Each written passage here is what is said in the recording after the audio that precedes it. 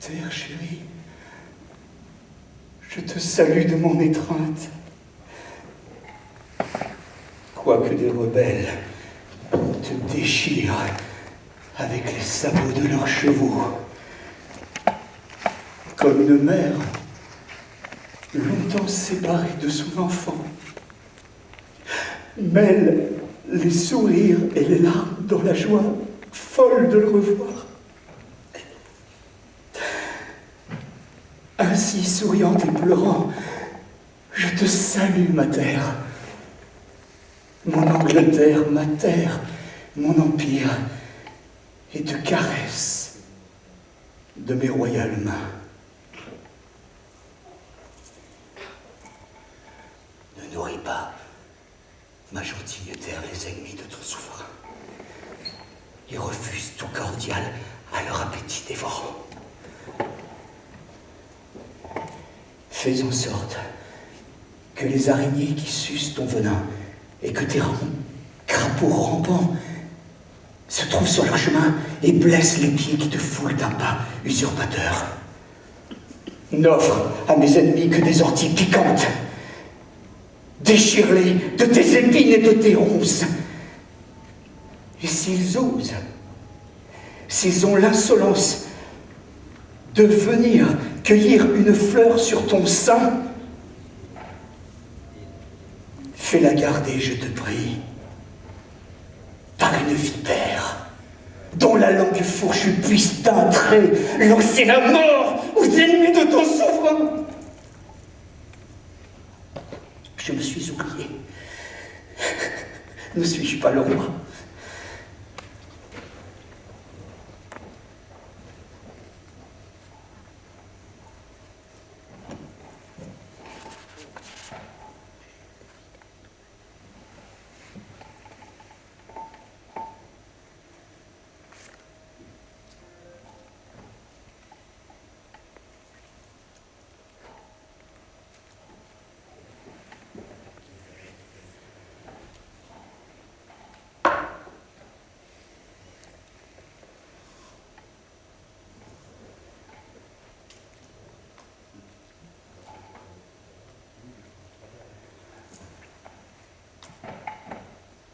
J'ai abusé du temps et le temps, à présent, abuse de moi. Car à présent, le temps a fait de moi son horloge.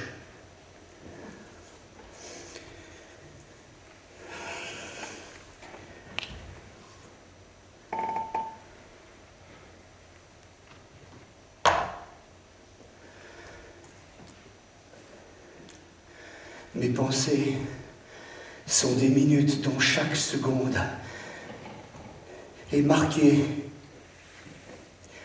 à ce cadran extérieur de mes yeux, où est fixé comme la pointe d'une aiguille mon doigt, qui sans cesse en essuie des larmes.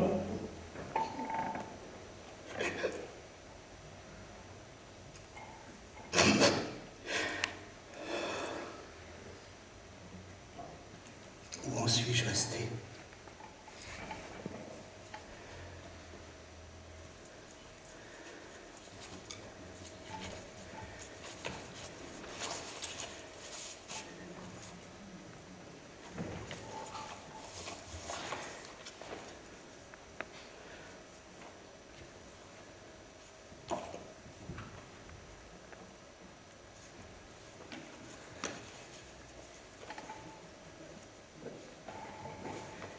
J'ai cherché jusqu'ici comment comparer la prison où je vis avec le monde. Mais comme le monde est populeux et qu'ici, il y a d'autres créatures que moi, je n'ai pas trouvé moyen. Pourtant, forgeons ce rapprochement.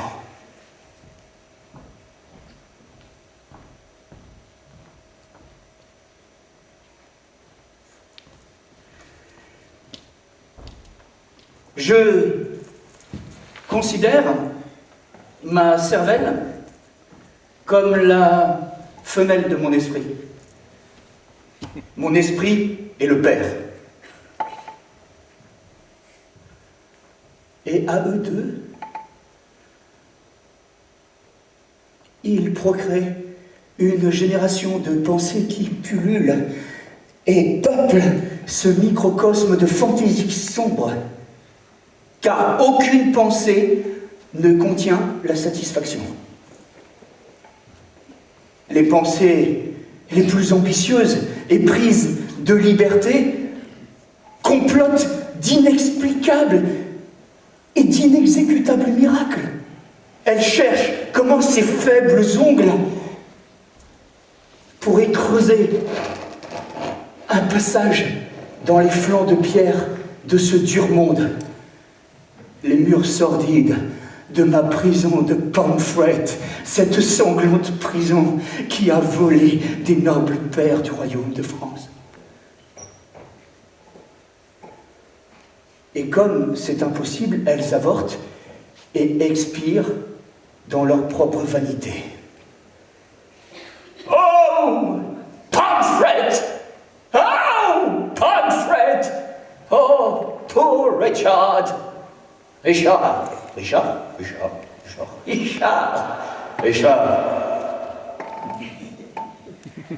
Abdiques-tu de ton plein gré? Oui. Et non. Non, car... non, cousin, non. Car si je renonce pour toi, je renonce à ce que je suis et je ne dois plus rien être. Je t'ai oublié, ne suis-je pas roi? Réveille-toi! Réveille-toi, majesté fainéante qui dort! Je joue à moi seul bien des personnages dont aucun n'est content.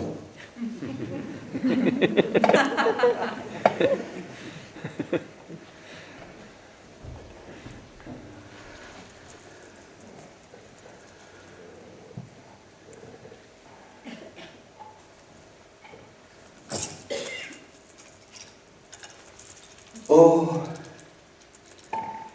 que ne suis-je?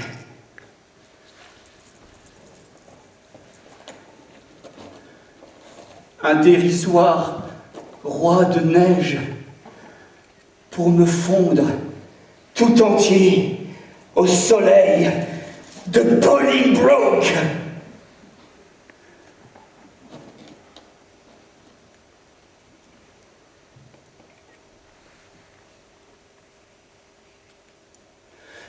Remarque, cousin, comment maintenant je vais me dépouiller.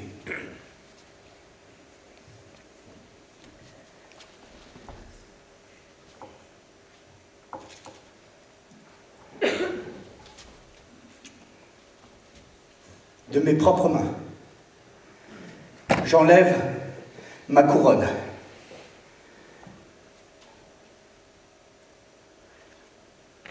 Je retire ce lourd diadème qui pesait sur ma tête.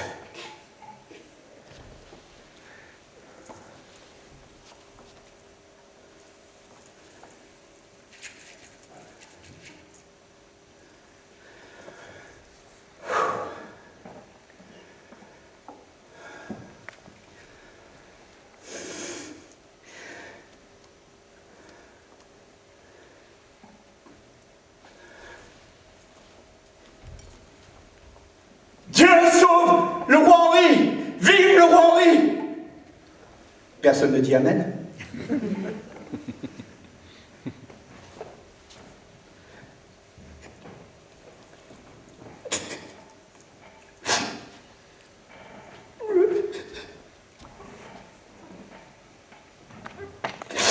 de mes propres larmes. Je me lave de l'onction sacrée.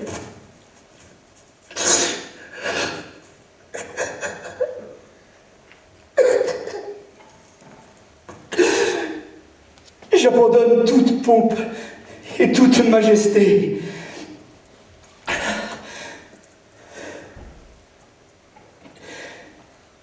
Qu'on me donne une robe de mendiant. Puisse bientôt Richard être dans un trou, dans une fosse. Vivant, il me marchait bien sur le corps. Pourquoi ne pas marcher sur ma tête?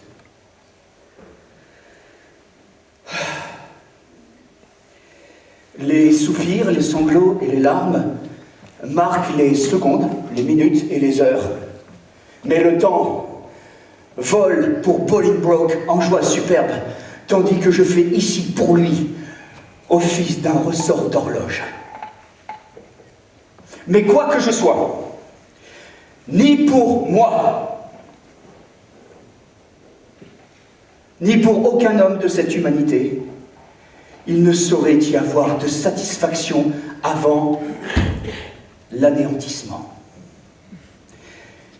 Il n'y a pas de salut pour celui qui souffre tant de lui-même, sauf peut-être cette solution, une mort rapide.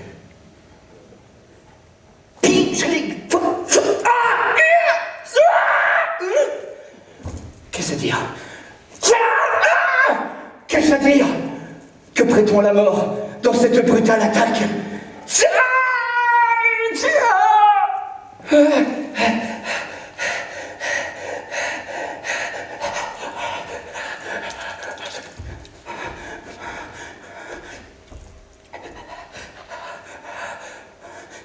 Manon, ta main me sert d'instrument pour ta propre mort. Toi,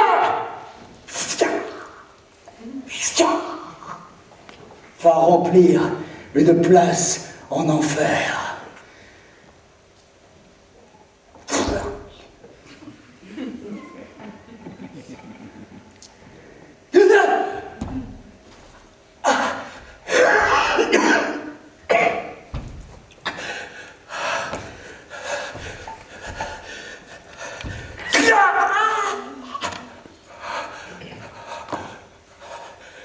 Il brûlera dans des flammes inextinguibles ce bras qui donne ce vertige à ma personne. Monte, monte mon âme, ton séjour est là-haut.